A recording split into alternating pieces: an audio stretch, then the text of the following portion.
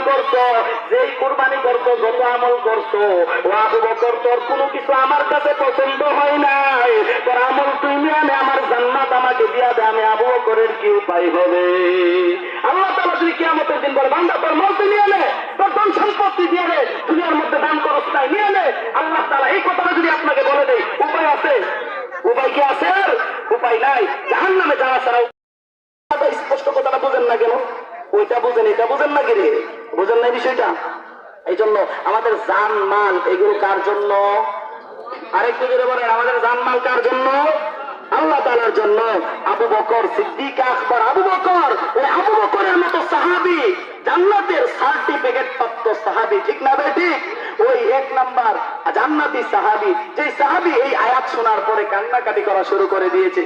আল্লাহ রাসূল সাল্লাল্লাহু আলাইহি সাল্লাম বলে, আবু বকর তুমি জান্নাতি সাহাবী, তুমি কান্না করো কেন?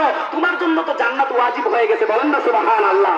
আর যারা বদর যুদ্ধের মধ্যে অংশগ্রহণ করেছে তাদের জন্য তো জান্নাত এমনিতেই ওয়াজিব। রাসূল বলেছেন তাদের পূর্বের সব গুনাহ মাফ, আর ভবিষ্যতে অনিচ্ছাকৃতভাবে যা